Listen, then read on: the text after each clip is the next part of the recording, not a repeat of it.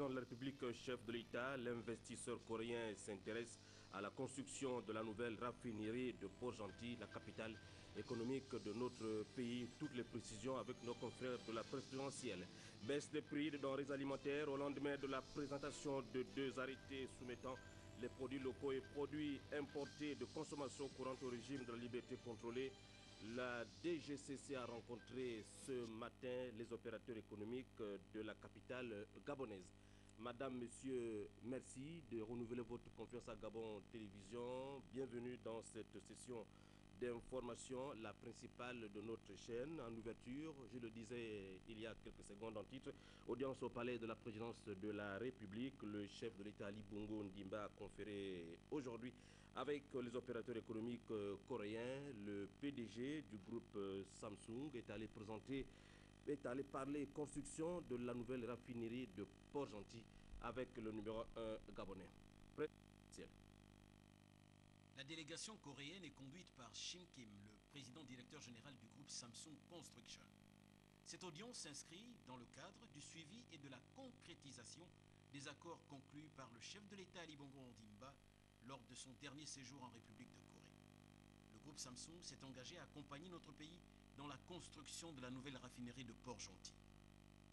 À ce sujet, le PDG Shin Kim a réitéré avec force et conviction la volonté de son unité de production de s'investir pleinement dans la construction de cette usine de transformation du pétrole dans la capitale économique. Le président directeur général de Samsung Construction et Trading est venu confirmer l'intérêt pour sa compagnie de suivre et de développer ce projet pour la République gabonaise. Cet engagement a été réitéré devant son Excellence Monsieur le Président de la République, chef de l'État, et ils ont confirmé leur volonté d'aller très vite dans la réalisation de ce projet.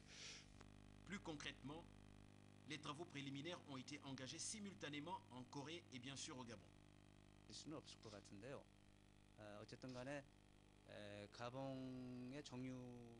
Il y a plusieurs choses qui se passent en même temps.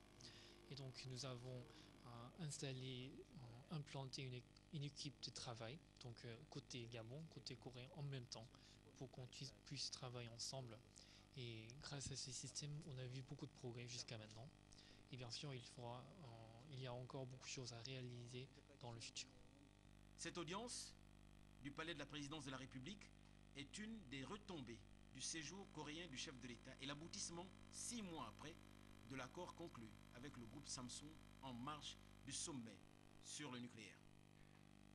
Hier, le président de la République était dans le OLNTM, visiter le site de plantation d'EVA Culture dans le nord du Gabon. Profitant de son séjour, Ali Bongo Ondimba a visité les voiries de la commune d'Oyem, aujourd'hui dans un état de dégradation avancée. Bienvenue Minko, Cédric Aleka, Armand Djenga Moupende, presse présidentielle. De Coq, où il est allé visiter l'exploitation des VA Culture, le président de la République a fait le tour des voiries de Bitam. Au quartier Est, comme au marché et au centre de la ville, le chef de l'État s'est rendu compte de la situation préoccupante des voiries municipales. Pour la plupart, elles sont dans un état de dégradation avancée. À l'entrée du quartier Est, la circulation est même interrompue par cet éboulement depuis plusieurs mois. Un danger réel pour les riverains et les usagers de la route. En visitant ces voiries, le président de la République réaffirme son intérêt pour les questions de développement. On va quand même commencer à refaire les voiries. Merci, Monsieur le Président.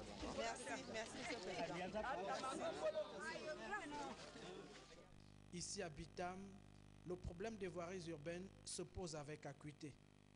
Il nécessite certainement une intervention urgente des pouvoirs publics et du chef de l'État pour une meilleure circulation des personnes et des biens dans cette localité située à la frontière du Cameroun et de la Guinée équatoriale.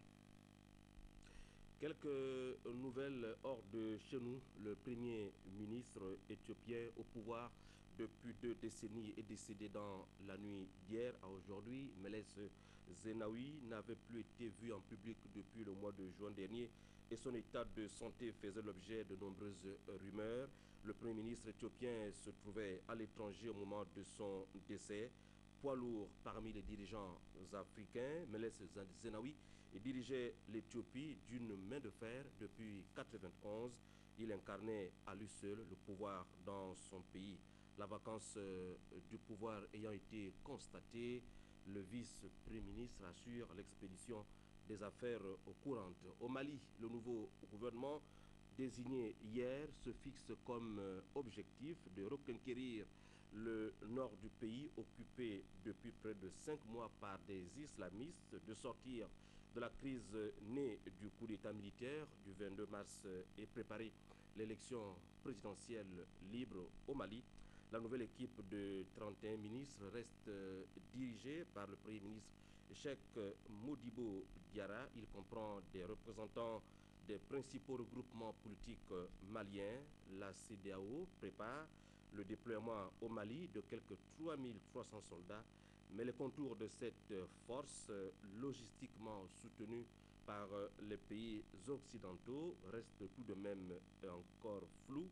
Elle attend la demande formelle du pouvoir de transition à Bamako ainsi qu'un mandat du Conseil de sécurité de l'ONU. Nous y reviendrons. Sur place au Gabon, je vous le dis, ce soir, nous revenons sur la vie chère avec cette baisse de prix annoncée des denrées alimentaires au lendemain de la présentation de 2 arrêtés soumettant les produits locaux et produits importés de consommation courante au régime de la liberté contrôlée des prix. La Direction générale de la concurrence et de la consommation a rencontré ce matin les opérateurs économiques basés dans la capitale Libreville. Paulin Siaki, Pierre Claverella.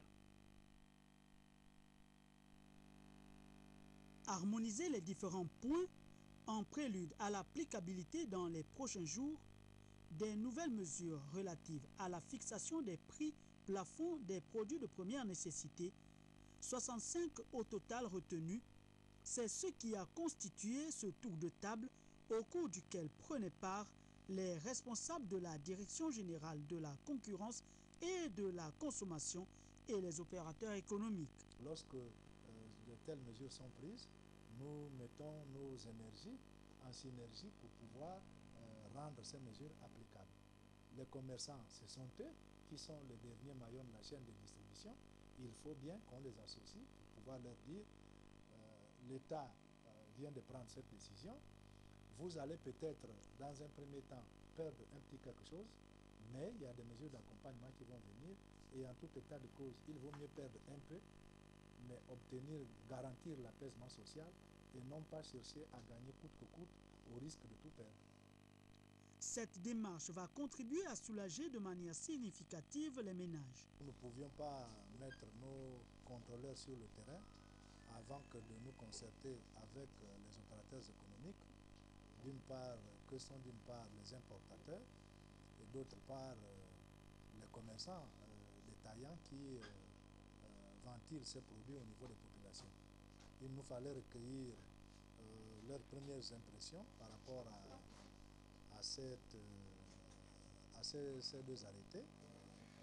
Contrairement à ce que l'opinion publique dit, les marges restent plus ou moins dans les fourchettes requises et que donc ils nous ont fait comprendre qu'ils vont y aller dans l'application de ces arrêtés, mais qu'ils souhaitent que vraiment le plus rapidement possible, le gouvernement puisse prendre des mesures d'accompagnement allégeant leurs coûts.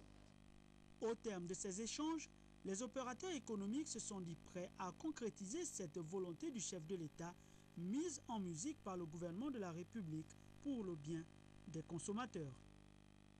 Seulement, voilà, depuis quelques jours est constaté dans les places commerciales de Libreville la circulation de quelques contrôleurs véreux se passant pour les contrôleurs de la DGCC avec comme objectif escroquer les paisibles commerçants. Très attendu à Libreville et à l'intérieur du pays, l'affichage de cette nouvelle mercuriale. En tout cas, nous y reviendrons au cours de nos sessions prochaines d'information avec sans doute la réaction du directeur général de la Direction générale de la concurrence et de la consommation. Tout autre chose à présent, le procureur de la République condamne les troubles des quartiers Cocotier et Nkembo survenus le 15 août dernier. Force restera à la loi, a indiqué Mme Sidonie Flore Oué, ajoutant que la loi frappera au cœur de la délinquance, quelle que soit son origine et ses auteurs. Voici la communication de Mme le procureur de la République.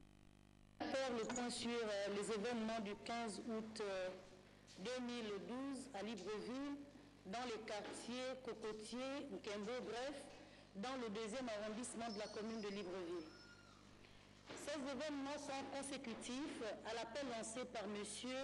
Baobam André et ses compagnons politiques le 11 août 2012 lors de son adresse à ses amis pour une rencontre qu'il avait fixée au 15 août 2012 à 15 h au quartier Cocotier. Rencontre d'ailleurs non autorisée par le gouvernement. C'est ainsi qu'au petit matin du 15 août 2012, les forces de police nationale avaient investi les quartiers précités afin de les sécuriser. Foulant au pied les mesures prises par les gouvernants, les jeunes et vieux de nationalités diverses ont gravement troublé l'ordre public en bravant les forces de police nationale par le jet des pierres, suivi d'actes de vandalisme matérialisés par l'incendie de plusieurs véhicules, la dégradation volontaire des autres véhicules et le saccage des magasins des ressortissants étrangers. Le bilan matériel est lourd et les responsables devront en répondre devant la justice. Au nombre de ces dégâts, il y a eu 7 véhicules incendiés, 24 véhicules endommagés, une station-service Oil Libya saccagée et mise hors d'usage située au quartier Nkembo. Au terme donc de notre passage, parce que nous avons tenu à faire le tour de tous les services hospitaliers, l'interne de garde que nous avons rencontré au centre hospitalier de Libreville, seul centre ayant accueilli certains blessés, nous déclarait avoir reçu 2 blessés légers dont la vie n'était pas en danger et une jeune fille arrivée décédée dans leur service. Toutefois, relevait-elle, le corps qui était transporté par les parents ne présentait aucune lésion corporelle apparente et jusqu'à ce jour, aucune autopsie n'a été pratiquée sur la victime, pouvant ainsi déterminer les causes du décès de Mademoiselle Nguema. À ce jour, nous apprenons de certains médias qu'il y aurait un 2e décès. Il convient toutefois de souligner que seule l'autopsie peut déterminer avec précision les causes d'un décès. Par ailleurs, aucun signalement n'a été donné aux forces de sécurité sur le fait qu'une personne sans vie aurait été retrouvée sur les lieux de la manifestation et transportée, soit agonisante ou en état de mort.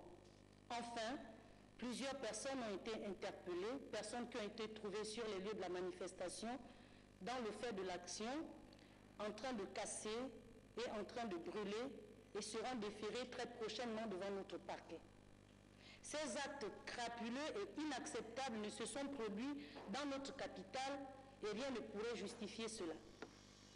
Les infractions définies comme crimes ou délits contre les populations sont insupportables et le statut d'instigateur ou de complice a bien un sens dans notre arsenal juridico-judiciaire répressif. Lorsque ces actes visent les communautés étrangères autres que la nôtre, ils deviennent terrifiants.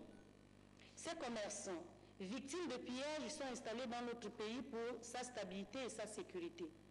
Mais au nom de qui? Au nom de quoi?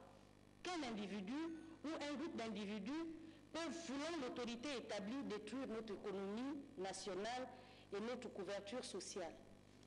La position du parquet de la République est claire et sans ménage. Garantir l'ordre public, premier des droits régaliens à travers en amont une police sécuritaire et en aval une répression ferme des délinquants identifiés. C'est un intérêt national que l'ordre public soit garanti dans la capitale d'un pays. Aucun quartier, aucun arrondissement, aucune commune, aucun département de la capitale n'échappera à l'autorité de la loi. Nous allons frapper au cœur de la délinquance, quelle que soit son origine et ses auteurs, que cette délinquance soit juvénile ou sénile, force restera à la loi. Pour marquer davantage notre volonté de traquer les auteurs de tels actes, notamment des troubles survenus le 15 août 2012, nous punirons avec tous les moyens de droit les auteurs des dégâts ci-dessus décrits. Voilà le bilan que nous avons fait.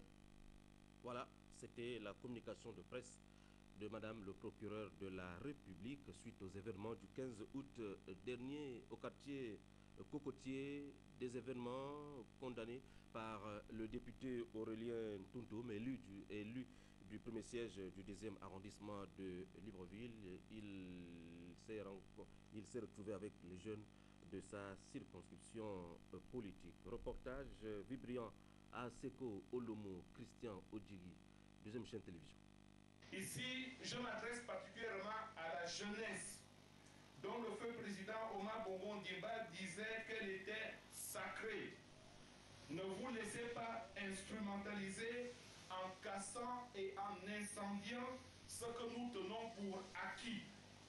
Soyons des citoyens responsables, c'est-à-dire respectueux des lois de la République et soucieux du bon avenir de nos populations. Ne nous trompons pas d'objectif. L'amélioration durable des conditions de vie ne peut pas passer par les destructions et l'indiscipline. Comme je l'avais dit en 2011, lors de la tournée effectuée dans l'arrondissement, pour expliquer le soi-disant problème de décrissement des populations envenimées par certains hommes politiques, je cite, le 2e arrondissement n'est pas un laboratoire d'expérimentation pour des hommes politiques en manque de tribune. Fin de citation. Et je réaffirme aujourd'hui avec énergie que le 2e arrondissement ne doit pas devenir le terrain d'affrontement d'hommes politiques. Ma qualité de député, je ferai toujours tout ce qu'il faut pour amener le calme et la tranquillité dans notre arrondissement comme en dehors. Et je souhaite vivement que vous me facilitez la tâche. Je lance de ce fait un appel à toutes les familles de l'arrondissement d'être vigilants pour ne pas succomber aux témoins de la division et aux agneaux fallacieux, je dis bien aux agneaux fallacieux, tapis à l'ombre du chef de l'État, dont le but inavoué est de semer le désordre dans le pays à son insu en abreuvant de mauvais conseils. Dans le 3e arrondissement, le maire Éloi Nzondo a rencontré les jeunes de cette circonscription. Au menu des échanges, les questions de développement autour de la paix et de la cohésion sociale. Pierre Claver est là, Patrick Zengi. C'est pour des actions menées en leur faveur et loin d'une quelconque raison politique que les jeunes issus des différents quartiers du 3e arrondissement de la capitale ont invité le 3e maire adjoint de la mairie centrale. Une organisation que nous avions mis en place pour pouvoir remercier M. Éloi pour les bienfaits qu'il a fait à l'égard de la jeunesse et plus particulièrement la jeunesse du 3e arrondissement. Face au geste de ces jeunes, le locataire de l'hôtel de ville de Libreville n'est pas resté indifférent. Je suis surpris agréablement parce que j'ai été convié à assister à une réunion et quand je me retrouve ici, je constate que c'est toute une organisation et il y a tout un monde qui vient assister à cette cérémonie. Le message que je peux lancer aux jeunes, c'est de ne pas s'illustrer négativement. Nous devrions rester ensemble. Ce dont les Gabonais attendent aujourd'hui, c'est des actes, les logements, les routes, comme le gouvernement le fait déjà si bien, et que nous puissions vivre en parfaite harmonie. Nous sommes tous Gabonais. Comme quoi, les efforts fournis par nos responsables en vue d'améliorer les conditions de vie des compatriotes doivent être encouragés. Nous repartons au 2e arrondissement où au quartier Cocotier il y a eu des affrontements le 15 août dernier. Dernière réaction qui nous parvient à l'instant, celle de la déléguée nationale de l'Union des femmes du PDG. Elle condamne tout ce qui s'est passé le 15 août dernier au micro de Blandine Adamvé et Joseph Bioki. Dans leurs familles respectives, afin que nos enfants ne servent plus de bras armés à des politiciens en panne d'idées et englués dans leurs propres contradictions. Car dans la vie politique, Rien n'est acquis d'avance, tout se construit, tout se mérite. Enfin, les militants de l'Union des femmes du Parti démocratique gabonais réaffirment très fortement leur profonde adhésion à la politique du Gabon émergent et expriment leur soutien total à l'engagement du distingué camarade président, son Excellence Ali Bongo Ondimba, président de la République, chef de l'État, lors du message à la nation du 16 août 2012, à savoir, je cite, « Je ne vais pas laisser notre pays entre les mains de ceux qui, après avoir été aux affaires et s'être illustrés par la trahison, la manipulation, l'enrichissement personnel, l'intolérance et le mépris des populations, veulent aujourd'hui casser et détruire le Gabon. » Fin de citation. Voilà, c'était la réaction de l'UFPDG à travers sa déléguée nationale. De la politique avec l'honorable député Vincent de Paul Elaminier qui vient de procéder au lancement de sa tournée de comptes rendus parlementaires dans son siège respectif dans le Walentem, notamment dans le canton Ketz, l'ont accompagné Blandine Joël Adanvé, Joseph Biogi. Rendu de l'activité parlementaire avec un focus sur le compte pour les générations futures, les problèmes de route et la biométrie, et surtout la vision du chef de l'État et l'appropriation de celle-ci par l'ensemble des populations du 3e siège du département d'Untem. C'est à ce rituel que s'est prêté l'honorable député Vincent de Paul Elaminier, qui a sillonné le canton Ketz.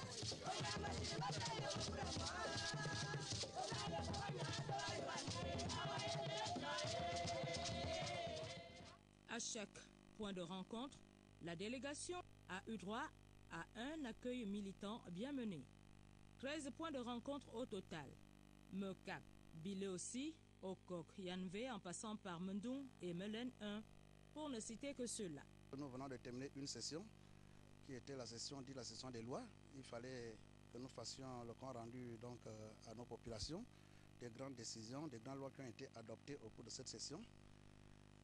Mais aussi, c'est la première tournée depuis que nous avons terminé l'élection en décembre. Donc, il fallait bien quelques réjouissances. Et comme nous disons chez nous ici, exprimer notre gratitude, n'est-ce pas, à cette population qui a massivement voté pour le candidat du Parti démocratique gabonais. Au Parti démocratique gabonais, on a opté pour les grands changements socio-économiques sur les valeurs que sont l'humilité et le partage. L'honorable Vincent de Paul Elaminier l'a relevé avec force et détail. Nous avons profité pour essayer de relayer de manière exacte la vision du président de la République pour ce qui concerne donc le projet EVA Bitam. On pensait que les précisions que nous avons apportées à ces populations ont permis, n'est-ce pas, de dissiper les quelques malentendus qui planaient autour de ce projet et qu'aujourd'hui c'est avec enthousiasme et joie que les populations accueillent ce projet.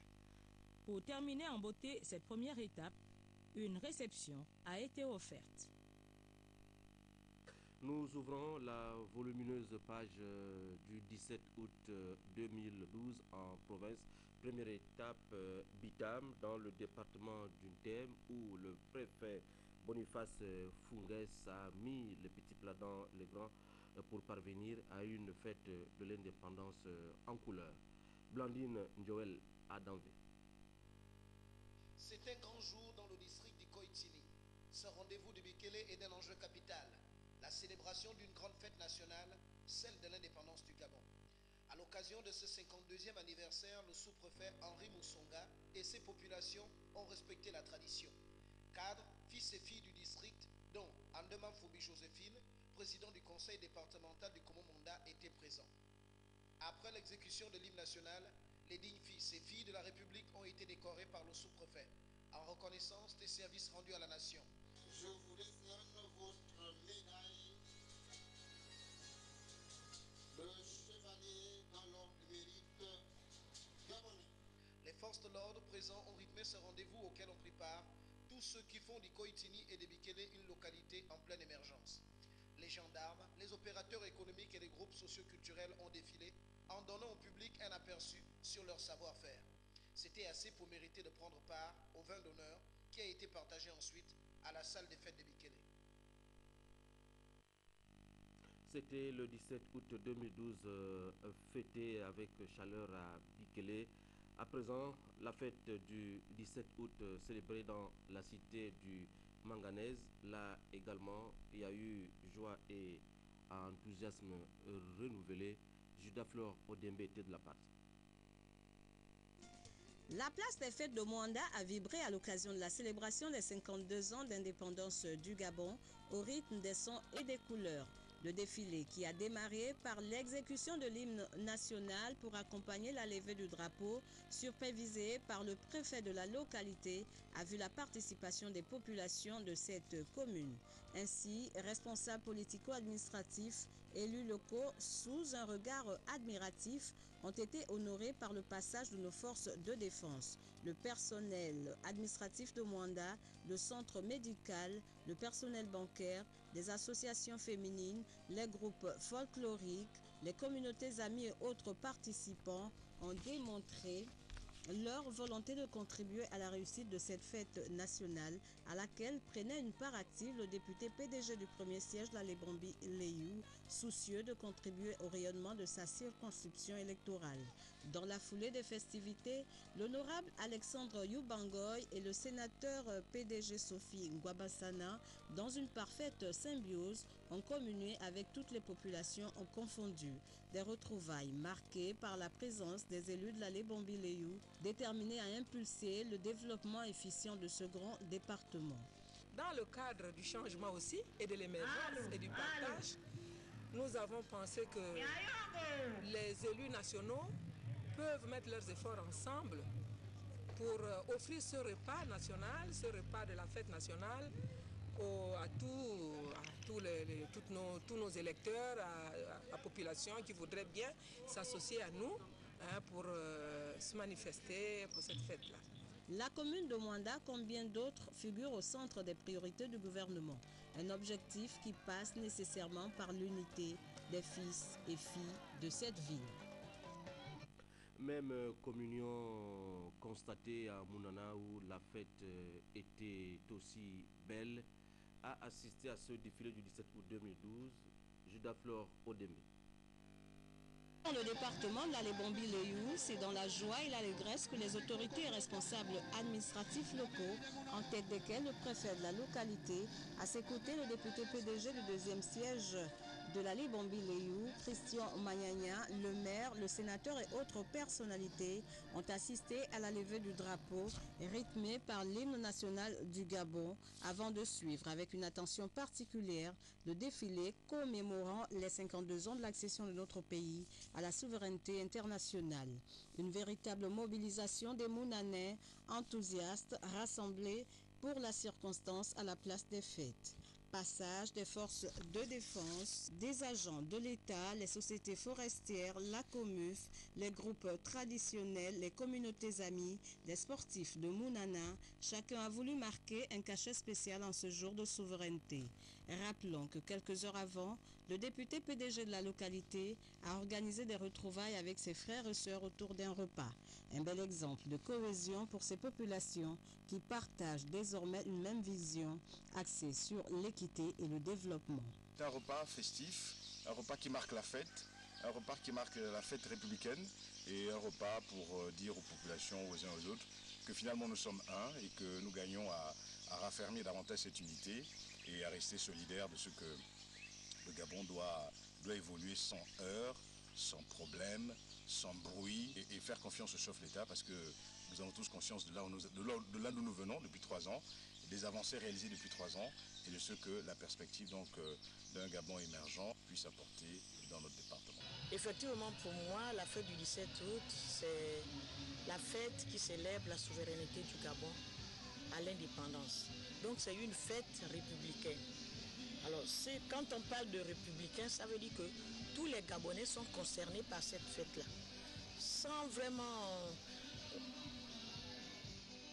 que les tendances politiques ne puissent vraiment faire partie de cette fête-là, parce que c'est la fête nationale de la République gabonaise. Une messe d'action de grâce avec pour thème le pardon, l'amour et la paix pour invoquer le Tout-Puissant à combler la commune de Mounana de ses bénédictions, a constitué le point de départ de ces festivités. C'est également dans l'unité que le défilé du 17 août s'est déroulé, je le disais tantôt, à Bitam, dans le département d'Untem, défilé présidé par le préfet Boniface Funges, Blandine Joël Adamvé, Joseph Biogi. Bitam, place de l'indépendance. Les Bitamois et l'ensemble des communautés résidant ici ont assisté à la célébration du 52e anniversaire de l'accession de notre pays à la souveraineté internationale, avec des communautés venues du Cameroun et de la Guinée équatoriale. Hymne national.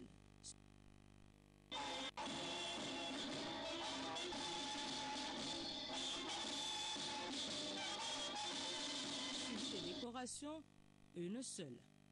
Le défilé s'est déroulé avec notamment les forces de défense et de sécurité, les anciens combattants, les chefs de canton, chefs de regroupement, chefs de village, chefs de quartier, les services départementaux, les sociétés privées et parapubliques.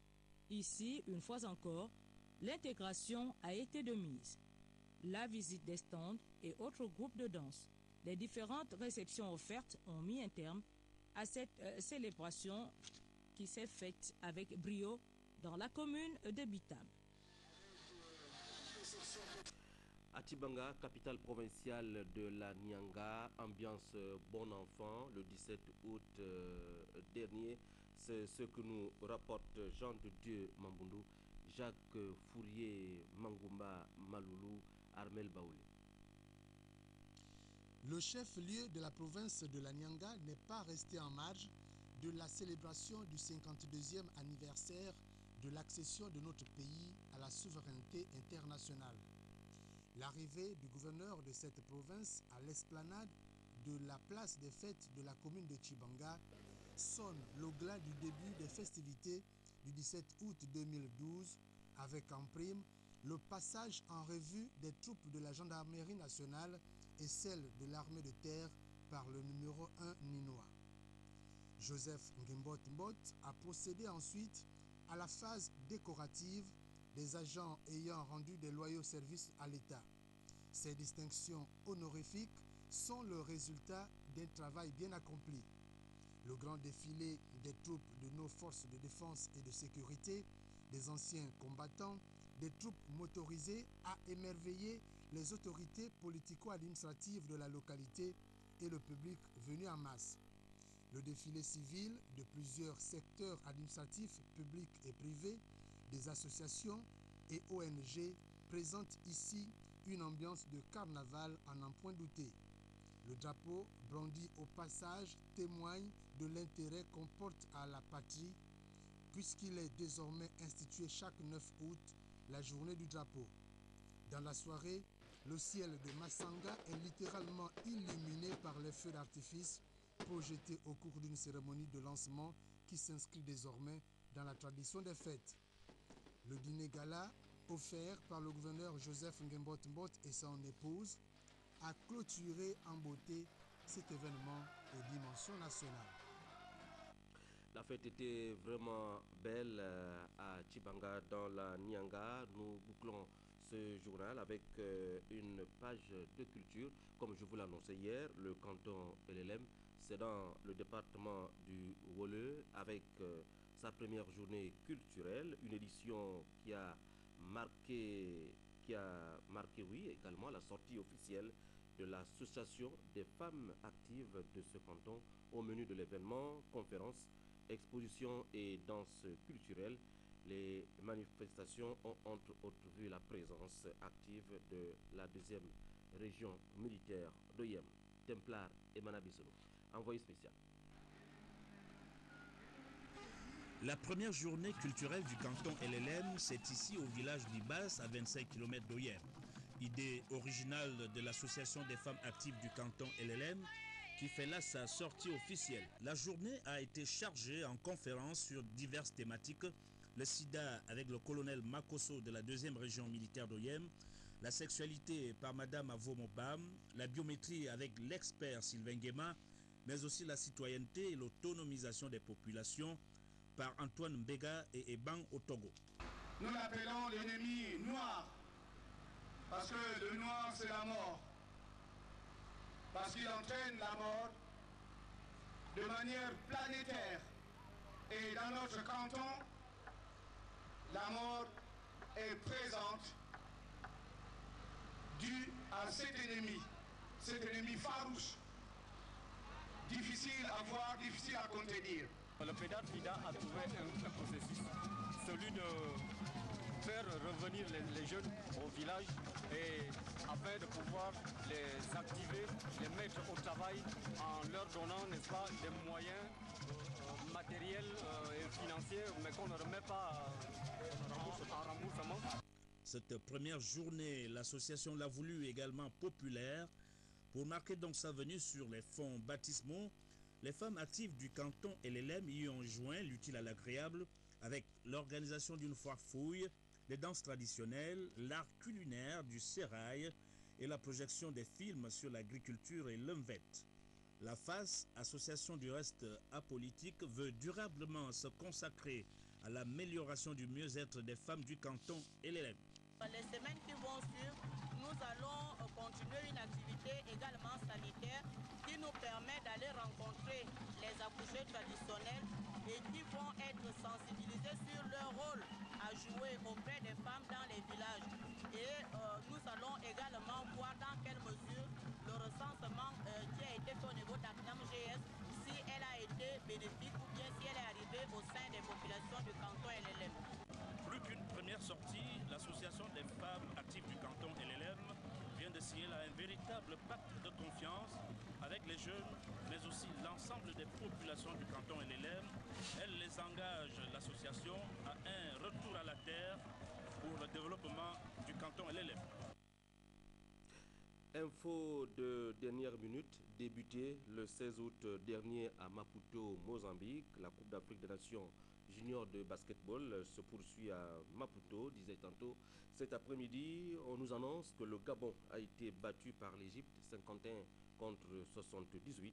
Le Gabon termine ainsi 5e de sa poule après 4 défaites et une seule victoire. Selon notre envoyé spécial à Maputo, Charles Ogula, du service des sports de Gabon Télévision, les Panteros affrontent jeudi prochain en match de classement l'équipe nationale de Tunisie. C'est la fin de cette session d'information. Merci de l'avoir regardé. À demain, 20h.